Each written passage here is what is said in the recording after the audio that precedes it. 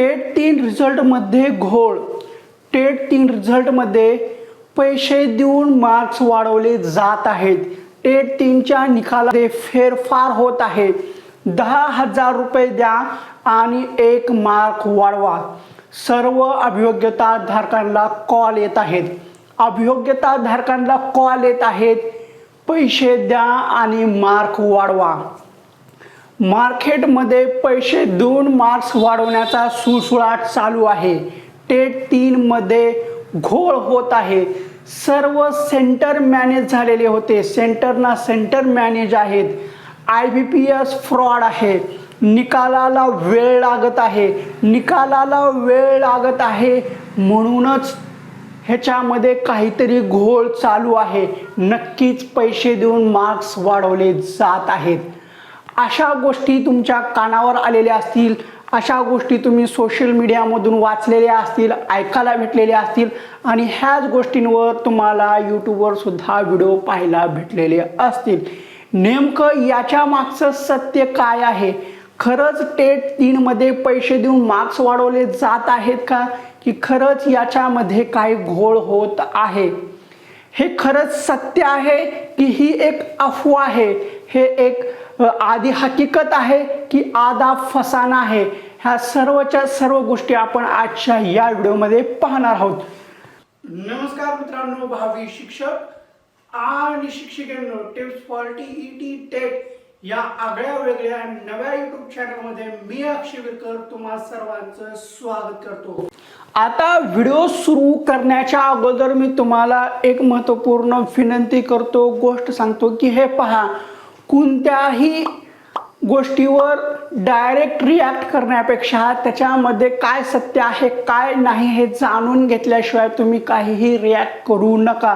आता या व्हिडिओमध्ये मी जे काही सांगणार आहे ते ऐकल्याशिवाय तुम्ही विनाकारण कमेंट करू नका. अगोदर माझं काय म्हणणं आहे, मी कोणत्या गोष्टी सांगत आहे, काय समजून सांगितलेलं आहे त्या गोष्टी समजून घ्या, मगच व्यवस्थित कमेंट करा.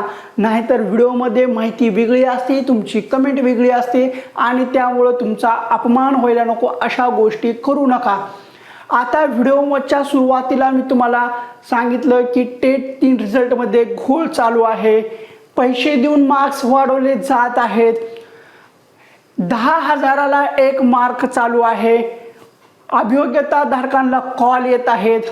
सेंटर मॅनेज झालेले आहेत. अशा वेगवेगळ्या गोष्टी मार्केटमध्ये चालू आहेत.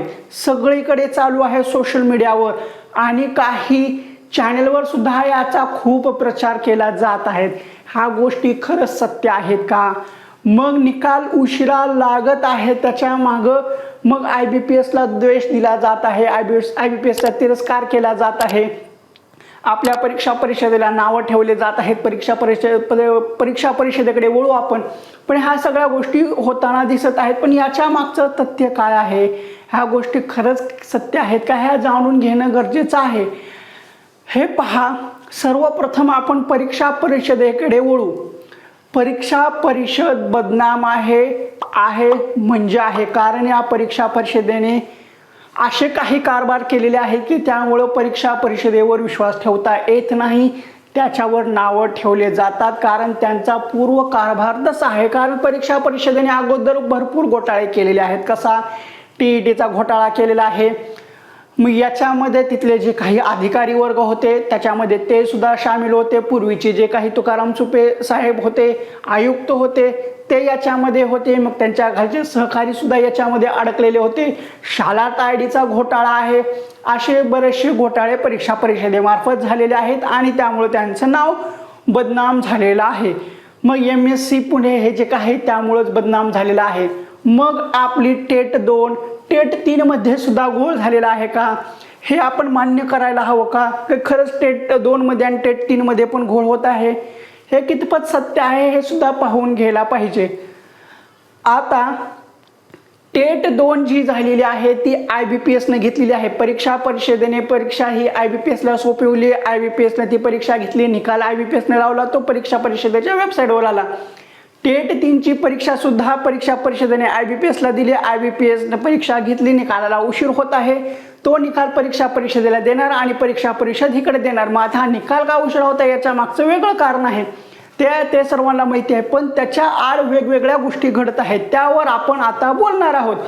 हे पहा, परीक्षा परिषद बदनाम आहे. परीक्षा परिषदेने घोळ केलेला आहे, म्हणून सरसकट IBPSला द्वेष देणं चुकीचं आहे किंवा सरसकट परीक्षा परिषदेला द्वेष देणं कितपत योग्य आहे हे महत्त्वाचं आहे. आता सध्या मार्केटमधल्या चर्चा काय चालू आहे की टेट 3 रिझल्टला उशीर होत आहे, मग पैसे देऊन मार्क्स वाढवले जात आहेत. 10,000 रुपयाला 1 मार्क, अशा गोष्टी चालू आहेत. कॉल येत आहेत, मग फलाण्याला कॉल आला, ह्यानं सांगितलं त्यानं सांगितलं, अशा गोष्टी चालू आहेत. आणि यूट्यूबवर बऱ्याचशा ठिकाणी बऱ्याचशा चॅनलवाल्यांनी असं सांगितलं, पण त्याच्या मागं सत्य असत्य कुठल्याही गोष्टीचा पुरावा दिलेला नाहीये.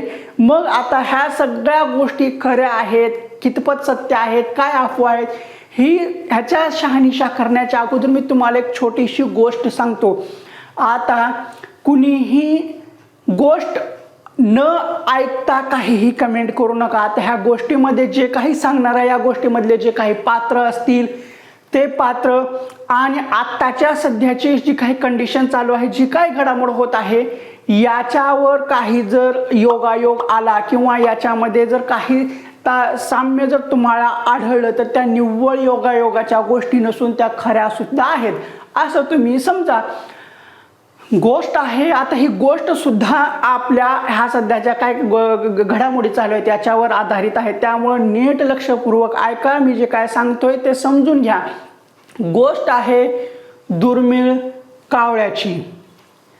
आता नीट ऐका, गोष्ट आहे दुर्मिळ कावळ्याची. आता हा दुर्मिळ कावळा म्हणजे आपला टेट 3चा निकाल असं समजायला हरकत नाहीये. हे तुम्हाला एकदम एकत्र कॉम्बिनेशन करून तुम्हाला मी सांगणार. आता दुर्मिळ कावळा, एक गाव होतं, त्या गावामध्ये एक माणूस राहत होता. त्या माणसाला त्याची बायको सारखं टोमणे मारायची. त्यांची परिस्थिती तेवढीशी काही चांगली नव्हती, जेमतेम होती. बायकोच्या पोटामध्ये काही राहत नव्हतं. आता महिलांचा स्वभाव असतो की त्यांच्या पोटामध्ये काही राहत नसतं, त्यांना काही सांगितलं आणि ते सांगू नको म्हणले की ते सांगतात, तशी त्यांची सवय असती. मग परिस्थिती बिकट असती, त्याच्या बायकोला असं बडबड करायची सवय असते, पोटात काही राहत नसतं आणि ती बायको त्या नवऱ्याला सारखं टोमणा मारत असती. मग त्यांचं छोटंसं घर असतं, घराच्या बाजूला आणखीन एक रूम असते, ती रूम एकदम खराब झालेली असते, पडायच्या अवस्थेमध्ये आली असते आणि त्याच रूमवर घेऊन ती बाई सारखं त्याला हे करत असते, किती दिवस झाले हे असंच पडून आहे, तुम्ही ह्याला बांधत सुद्धा नाही, पाडत सुद्धा नाही, ह्याचं काय करूच नाही असं म्हणत असते. मग बसल्या त्या माणसाच्या मनामध्ये एक माणसाच्या मनामध्ये एक गोष्ट आली. गोष्ट म्हणजे एक विचार आला. एक विचार आल्या त्यानं असं बोलून गेला, ए बायको ये इकडं. त्या ह्याच्यावर तुला तो दुर्मिळ पांढरा कावळा दिसतोय का? फक्त एवढा उद्गार, तो दुर्मिळ पांढरा कावळा दिसतोय का? ती बाई आश्चर्याने म्हणते, पांढरा कावळा? कुठं आहे पांढरा कावळा? कावळा वगैरे काय दिसत नाही. तो म्हणतो, तो पांढरा कावळा कुणालाही दिसत नाही, ज्याचं मन शुद्ध आहे त्यालाच तो पांढरा कावळा दिसतो. मग ती बाई म्हणते, हां असल, ठीक आहे. मग ती बाई काय म्हणते, ठीक आहे म्हणून जाते. दुसऱ्या दिवशी ती बाई काय करते, गावात फिरत जाताना दुसऱ्या महिलेला सांगते, अगं तुला माहिती आहे का, आमच्या घराच्या बाजूला एक छोटंसं रूम आहे, जे पडीक आहे त्यावर मी एक पांढरा दुर्मिळ कावळा पाहिला, तो खूप मोठा होता. एवढी गोष्ट सांगते. दुसऱ्या बाईला, ती दुसरी बाई जाते दुसरीकडं आणि ती दुसरी बाई दुसऱ्या एका तिच्या महिला मैत्रिणीला सांगते, अगं तुला माहिती आहे का, ती फलानी आहे ना, तिच्या घरी पांढरा दुर्मिळ कावळा दिसला, तो म्हशी एवढा मोठा होता, त्याला 2 शिंग होती आणि शेपूट सुद्धा होती. मग ती बाई दुसरीकडे जाते आणि दुसऱ्या एका बाईला सांगते, अगं तुला माहिती आहे का, तिच्या घरी एक रूम आहे, त्या रूमवर एक पांढरा कावळा होता, तो पांढरा कावळा एवढा मोठा म्हशी एवढा होता, त्याला शिंग होती, शेपटी होती आणि त्याच्या जो पाया पडेल त्याचं नशीब उजाडेल असं ती सांगते. मग ती बाई दुसऱ्या एका बाईकडे जाते आणि तिला म्हणते, अगो तुला माहिती आहे का, असं असं झाले, तिथं पांढरा कावळा होते. मग ती बाई काय करते, ती बाई आपल्या नवऱ्याला सांगते, अहो तुम्हाला माहिती आहे का, पांढरा कावळा दिसतो किंवा ज्याच्या घराच्या वरती पांढरा कावळा आहे तिथं नक्कीच खजिना असतो. ही लाईन थोडीशी नोट करा. पांढरा कावळा दिसतो तिथे नक्कीच खजिना असतो. आता याचा संबंध टेट 3शी कसा आहे ते मी तुम्हाला पुढे सांगतो. लक्षात घ्या, पांढरा कावळा दिसतो तिथे नक्कीच खजिना असतो असं ती नवऱ्याला सांगते आणि म्हणते, अहो तुम्हाला कितीदा सांगू, तिच्या घराच्या वरती पांढरा कावळा दिसलेला आहे. ज्याच्या घराच्या वरती पांढरा कावळा दिसतो म्हणजे त्याच्या घराच्या खाली नक्कीच खजिना असतो. आणि आपण इथं दिवस रात्रभर राबतोय, आपण दिवस रात्रभर कष्ट करतोय आणि आपण गरीब ते गरीबच राहत आहोत.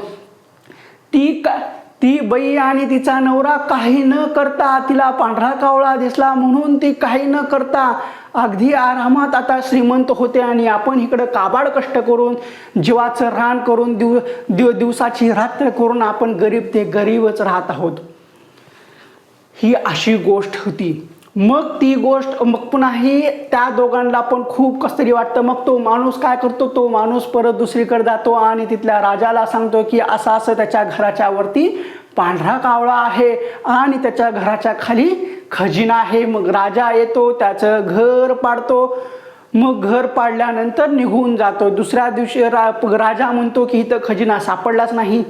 तर ज्याचं घर आहे तो माणूस म्हणतो की नाही, घर पाडलं, ह्याच्या खाली खजिना, ही गोष्ट तुम्हाला कुठून सांगितली, कोण सांगितली.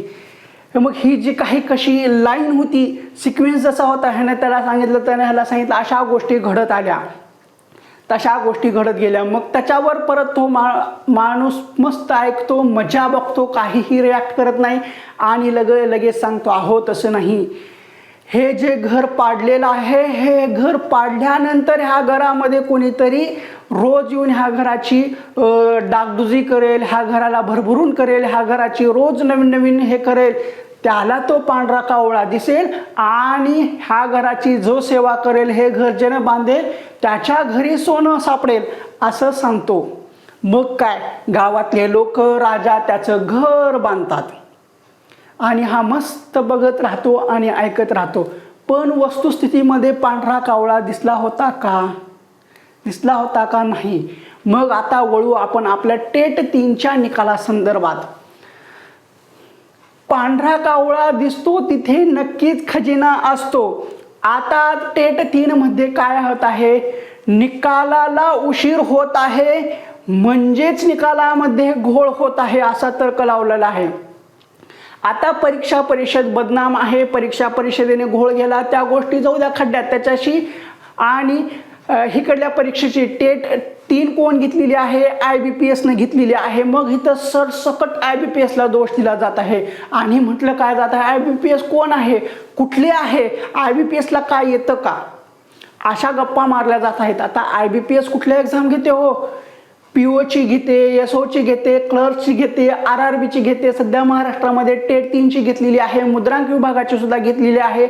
आणि IBPSचा पूर्वीपासूनचा इतिहास आहे की IBPS परीक्षा घेतल्यानंतर त्यांचा पेपर ती देत नाही, त्यांची ती रिस्पॉन्स शीट सुद्धा देत नाही. IBPSच्या परीक्षा प्रणालीमध्ये दोष आहे, त्रुटी आहे, पण IBPS दोषी ठरवता येत नाहीये. IBPSचं जे काही नॉर्मलायझेशन सिस्टम आहे त्याच्यामध्ये त्रुटी आहे, पण IBPS मॅनेज होते, IBPSचे सेंटर मॅनेज होतात असं म्हणणं कितपत योग्य आहे, ह्या गोष्टी सुद्धा पडताळून पाहायला पाहिजे. आता आपण सेंटरमध्ये गेल्यानंतर आपल्याला प्रत्येकाला माहिती आहे आपला पासवर्ड कोणी माईकवर सांगितलेला आहे का, नाही. आपला पासवर्ड हा आपल्याच हॉल तिकीटवर असतो आणि आपणच तो लॉग इन करून हे करायचं असतं आणि तो PC वर दुसरीकडे आपला पासवर्ड किंवा PC हे येत नाहीये. आणि ज्या दिवसाची आपली शिफ्ट झाली त्याच्यानंतर 2-3 तासानं दुसरी शिफ्ट होती, अशी 8 दिवसामध्ये शिफ्ट चाललेली आहे. मग कसे मॅनेज झाली, काही तुमच्या कानावर आलं का, सेंटर मॅनेज झाले, हे मॅनेज झाले.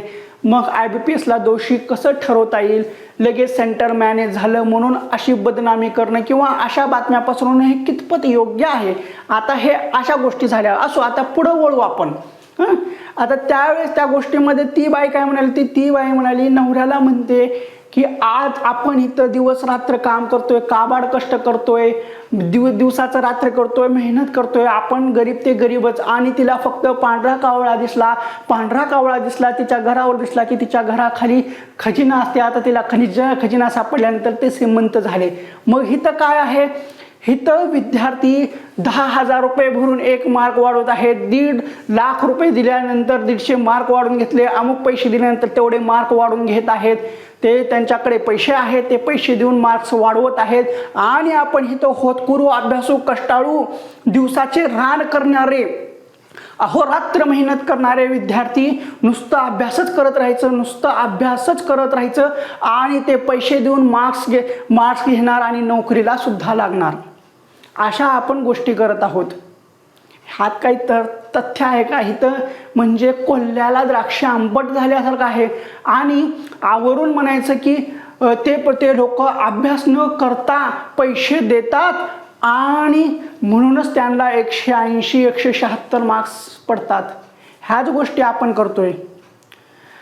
आता जे खरंच 180-86 मार्क घेतलेले आहेत त्यांच्याकडे कधी आपण वळून बघितले का बाबा त्यांची मेहनत किती आहे, त्यांनी खरंच अभ्यास किती केलेला आहे? आपण इथं बसून आपल्या मनाला येईल त्या गप्पा गोष्टी करतोय. ज्या गोष्टीची आपल्याला सत्यता माहिती नाही, जी गोष्ट आपण प्रत्यक्षात बघितली नाहीये, अशा गोष्टीबाबत विनाकारण संभ्रम समाजामध्ये निर्माण करण्याचं काम चालू आहे. आणि समाजामध्ये तसा संभ्रम निर्माण केला जात आहे. आणि त्यातल्या त्यात आपल्या टेट 3च्या बाबतीत सुद्धा तसाच गोंधळ निर्माण केला जात आहे. आता टेट 3चा निकाल उशिरा लागत आहे म्हणून टेट 3 मध्ये घोळ चालू आहे. पैसे घेऊन मार्क्स वाढवण्याचं काम चालू आहे. कॉल येत आहेत. मग कॉल येत आहेत तर त्या कॉलचे रेकॉर्डिंग कुठं आहे? मग कॉलचे रेकॉर्डिंग मागितलं तर किंवा तसे पुरावे मागितले तर तसे पुरावे म्हणजे हे काय गाजराचा हलवा आहे का, प्रसाद आहे का? आम्ही तसं दाखवत नसतो. मग दाखवत नाही तर तो पोलिसांजवळ का सादर केला जात नाही, तो कोर्टामध्ये का सादर केला जात नाही का? फक्त उगाच समोर येऊन हे केलं जाते, उगाच का समोर येऊन बोंबलायचं काम केलं जात आहे? जे सत्य आहे ना ते सत्य एकदम सूर्यासारखं तेजमान असतं, ते एकदम चमकतं. सत्य कधीही लपत नसतं. मग जर खरंच टेट 3 मध्ये घोळ होत आहे तर हे सत्य आहे, तर हे सत्य समोर काय येत नाही की फक्त नुसतं कानावर येते का? नुसतं फक्त पांढऱ्या कावळ्यासारखं आपल्याला भासवलं जात आहे. पांढरा कावळा जसा होता तसं आपल्याला टेट 3 बद्दल सांगितलं जात आहे, फ्रॉड होत आहे. ह्या गोष्टी कितपत सत्य आहेत थोडंसं तुम्ही स्वतःच्या मनाला सुद्धा विचारा. आपल्याला आता बरं ठीक आहे, ह्या सगळ्या गोष्टी खऱ्या आहेत, समजू, जाऊ द्या ह्या गोष्टी. आता आणखीन एक तर्क लावला जात असते की पासवर्ड सगळीकडे हे होतो, मग ते पासवर्ड होऊन जाऊन मॅनेज होऊन सुद्धा तिथं ही घोळ होऊन जातो. अशा गोष्टी केलेल्या आहेत, ह्या खऱ्या आहेत का? अशा गोष्टी होऊ शकतात का? आणि कॉल येत आहेत तर मग ह्या आपण परीक्षा दिलेल्या आहेत, आपण स्वतः परीक्षा दिल्या आहेत, आपल्याला का कॉल आला नाही? त्यांच्याकडे नंबर आहे, सगळं आहे, IBPS वाल्यांकडे सुद्धा आपला नंबर आहे, सगळं आहे, मग आपल्याला कॉल का आला नाही? आता 2,30,000च्या घरामध्ये व्यक्तींनी परीक्षा दिलेली आहे. मग एवढ्यापैकी किमान 10 तरी लोकांना कॉल आलेला असेल. त्या 10 पैकी आणखी असे 2 तरी व्यक्ती आहेत का त्यांना कॉल आलेला आहे? त्या कॉलचा नंबर सुद्धा कोणी दिलेला आहे का? मी सुद्धा परीक्षा दिलेली आहे, माझ्या ग्रुपमधल्या सगळ्यांनी परीक्षा दिलेली आहे. कुणाला कॉल आलाय का? कुणालाच कॉल आला नाही. हे आली गोष्ट कुठून? कॉल येतोय 10,000 रुपये द्या, 1 मार्क वाढवा. ह्या गोष्टी म्हणजे पांढऱ्या कावळ्यासारख्या गोष्टी आहेत. ह्या गोष्टी कशा घडत आहेत की बसल्या कुणाला काम नाही, डोक्याला रिकामं डोकं शैतान का घर तसं असल्यासारखं उचललं मोबाईल, घेतलं टेलिग्राम त्याच्यावर. आत्ताच मला कॉल आला होता, एजंटाकडून कॉल आला, 10,000 रुपयाला 1 मार्क वाढवण्याचं काम चालू आहे. मी या जिल्ह्यातला आहे, मला सुद्धा एजंटचा कॉल आला आणि एवढे मार्क वाढवण्याचा आमिष दिलेला आहे. मग हे आणि ते जे ग्रुपवर सांगणारे असतात त्यांची तिथं नावं सुद्धा नसतात, नावं तर खूप वेगवेगळी असतात, तिथं स्वतःची आयडेंटिटी पण ही दिलेली नसते. आणि ज्यावेळेस पुरावे मागितले जातात ते पुरावे दिले जात नाहीत. मग पुन्हा वरून काही जण असतात की आमच्याकडे पुरावे आहेत, आम्ही योग्य वेळी सादर करू. योग्य वेळ कधी आहे का फक्त असाच लोकांमध्ये संभ्रम, विद्यार्थ्यांमध्ये संभ्रम निर्माण करायचं असं चालू आहे? ह्या गोष्टी कुठेतरी थांबल्या पाहिजेत. आणि IBPS फक्त महाराष्ट्रातच परीक्षा घेत नाही, ती पूर्ण भारतभर घेते. आता IBPSचा पूर्वीपार इतिहास आहे, असा घोळ कुठलाही झाला नाही. IBPSनं कधीच रिस्पॉन्स शीट कुठल्याच परीक्षेची दिली नाही, ना उत्तरपत्रिका दिलेली आहे, ना प्रश्नपत्रिका दिलेली आहे. आणि IBPSच्या नॉर्मलायझेशनमध्ये त्रुटी असेल, 100% त्रुटी असेल. आपल्या परीक्षा सिस्टीममध्ये सुद्धा त्रुटी असेल, परीक्षेचा फॉर्मॅटमध्ये सुद्धा त्रुटी असेल. पण पैसे देऊन मार्क्स वाढवले जात आहेत, सेंटर मॅनेज होत आहे. हे असले संभ्रम निर्माण करणं कितपत योग्य आहे? आपल्याला याचे पुरावे माहिती नाहीत, काही नाही, आणि आपण सगळ्या ह्या प्रवाहाच्या मागे वळत आहोत. ह्या गोष्टी कुठेतरी थांबल्या पाहिजे. आणि ह्या गोष्टीचं कुणीही समर्थन करू नका. जर खरंच तसं असेल, ज्या गोष्टी खरंच तशा घडत असतील तर तुम्ही पोलिसांकडे जावा, पोलिसांकडे त्याचे पुरावे द्या. तुम्ही कुठल्याही संघटनेकडे देऊ नका, कुणाकडेही देऊ नका, डायरेक्ट पोलिसांकडे द्या.